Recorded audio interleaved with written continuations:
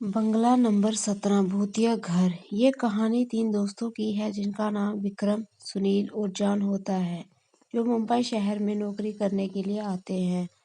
तीनों बचपन के दोस्त कुछ कर दिखाने का सपना लिए इस भीड़ भाड़ वाली जगह में अपना मुकाम पाने के लिए दर दर भटकते हैं। उन्हें कोई भी रास्ता नजर नहीं आता। अपने छोटे से गांव में रहकर कॉलेज की पढ़ाई करने वाले सुनील और विक्रम ने कभी सोचा भी नहीं था कि सफलता पाने के लिए इतना दर्द झेलना पड़ेगा। वहीं जॉन अपने पापा के बिजनेस में पहले से ही संघर्ष कर चुका था, जिस वजह से उस इन गरीब चीजों की आदत सी हो गई थी। जॉन अच्छे से जानता था कि सफलता इतनी आसानी से नहीं मिलेगी, क्योंकि उसने अपने पापा को दिन रात मेहनत करते हुए देखा था। तभी तीनों को सुबह से भटकते भटकते शाम हो जाती है, लेकिन ना कोई नौकरी ना कोई रहने का ठिकाना उनके हाथ लगता है। तीनों मायूस होकर एक छोटे कोई खास पैसे भी नहीं होते हैं, वह तो सिर्फ अपने 1-2 दिन का व्यस्तता बनकर निकले थे। उन्हें लगा था कि आते ही उनके साथ कोई चमत्कार होगा और उनको नौकरी मिल जाएगी। तीनों एक ही बिल्डिंग के पास पहुंच जाते हैं।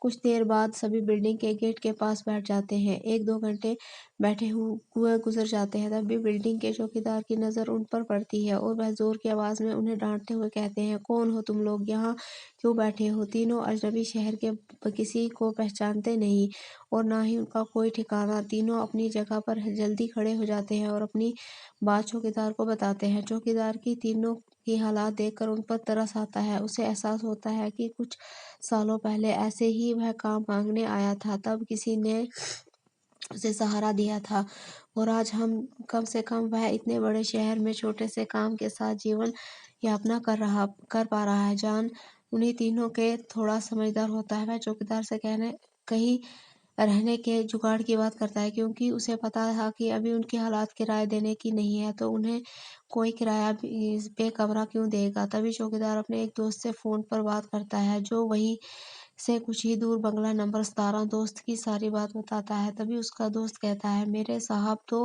अपने परिवार के साथ 2 दिन के लिए बाहर गए हैं, तब तक मैं रहने का इंतजाम कर सकता हूँ। ये बात सुनकर तीनों दोस्त बहुत खुश हो जाते हैं और वह जल्दी से चौकीदार से कहते हैं कि आप हमें बता दीजिए हम उनके पास कैसे पहुंच सकते हैं। चौकीदार कहता है कि बंगला थोड़ा दूर है, रात को वहाँ कोई टैक्सी ऑटो नहीं मिलता है। आज तुम लोग यहीं सो जाओ, कल सुबह हम साथ चलेंगे। तीनों उसकी बात मान जाते हैं। सुबह उठते ही तीनों चौकीदार के साथ बंगले में पहुंच जाते हैं। बंगले की खूबसूरती देखकर तीनों दोस्त हक्का बक्का रह जाते हैं। उन्हें यकीन नहीं होता कि उन्हें इतने अच्छे बंगले में रहने का मौका मिलेगा।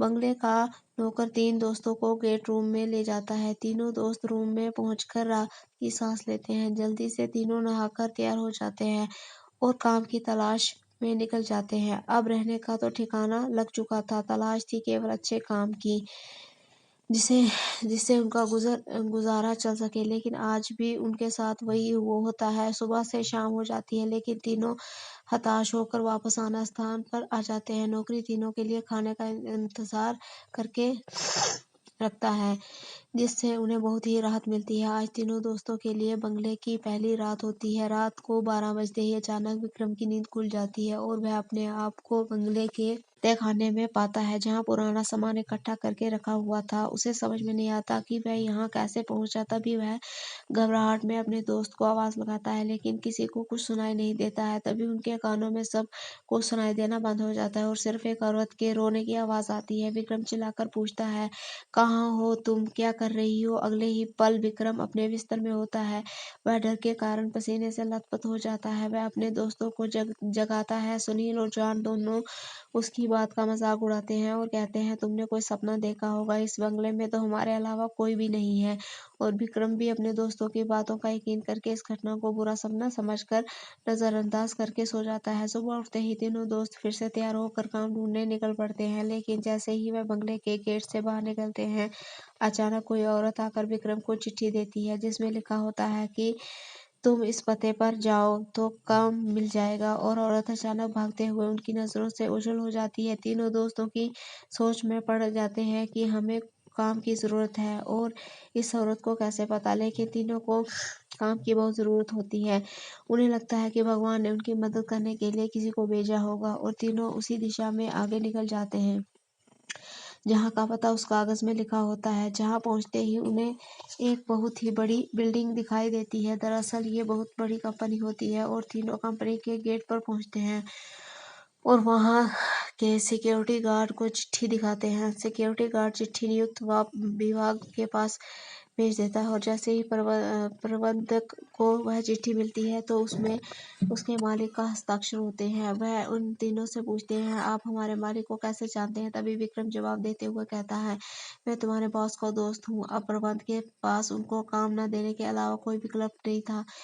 इस कंपनी के मालिक का हस्ताक्षर जो इस चिट्ठी पर मौजूद था। कंपनी के मालिक 7 दिनों की ट्रिप पर विदेश कंपनी के दौरे में थे।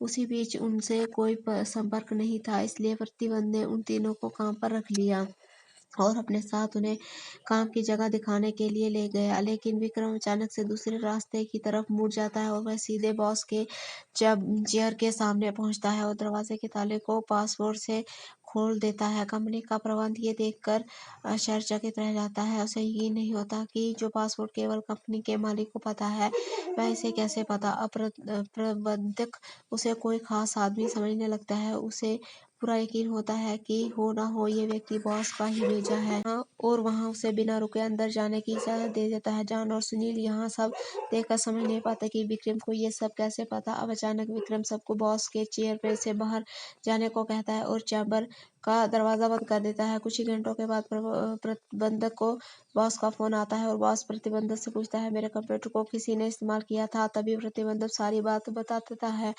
बॉस गुस्से में मैनेजर को बोलता है, जल्दी से जाओ और उसे रोको, नहीं तो मैं बर्बाद हो जाऊंगा। और जैसे ही प्रतिबंधक चेंबर का दरवाजा खोलता है तो वह देखता है कि विक्रम बेहोश पड़ा है। प्रतिबंधक अपनी सुरक्षा कर्मचारियों को उसे उठाने को कहता है और कुर्सी पर वापस बैठता है। तभी विक्रम को होश आता है। प्रतिबंधक गुस्से में विक्रम को बोलता है, तुमने क्या किया? मेरे बॉस बहुत नाराज है। लेकिन विक्रम को कुछ याद नहीं कि वह अपने बंगले के गेट से यहाँ तक कैसे आया। दरअसल वह बंगला पहले उसे बॉस का होता है और बॉस ने बंगले को अपने ऑफिस की एक लड़की के लिए खरीदा था और कभी कभी साथ रहता था, जिससे उसकी कंपनी में काम करती थी। बॉस पहले से ही शादीशुदा था और ये बात अच्छे से जानता था कि एक न एक दिन वह लड़की उसके लिए खतरा बन सकती है, इसलिए वह उसकी निजी अश्लील वीडियो रिकॉर्डिंग कर लेता। और जब एक दिन लड़की को ये बात पता चली तो दोनों में खींचातानी करते हुए लड़की के सर में चोट लग जाती है और वह दम तोड़ देती है। बॉस बंगले के गार्डन में ही लड़की को दफना देता है और लड़की की मौत के साथ उसका राज दफन हो जाता है। लेकिन जब उस बंगले में 3 दोस्त हम आते हैं तो विक्रम गार्डन में घूमते घूमते उस जगह पर अपना पैर रख देता है जहां उस लड़की को दफनाया गया था, जिस वजह से उस लड़की का सीधा संपर्क विक्रम से बन जाता है। वह विक्रम के अंदर प्रवेश कर जाती है और उसे काबू में करके अपना बदला लेने के लिए ऑफिस प्रवेश करती है और बॉस की काली करतूत को इंटरनेट में वायरल कर देती है। बॉस को विदेश में ही गिरफ्तार कर लिया जाता है। उसका काला चिट्ठा सबके सामने खुल जाता है और वह बेनकाब हो जाता है। उस लड़की ने मरने के बाद भी अपना बदला ले लिया था। अब शायद उसकी आत्मा को शांति मिल जाएगी। दोनों दोस्त उस बंगले को बुरा सपना समझकर भूल जाते हैं और इस दर्दनाक भूतिया कहानी का अंत हो जाता है।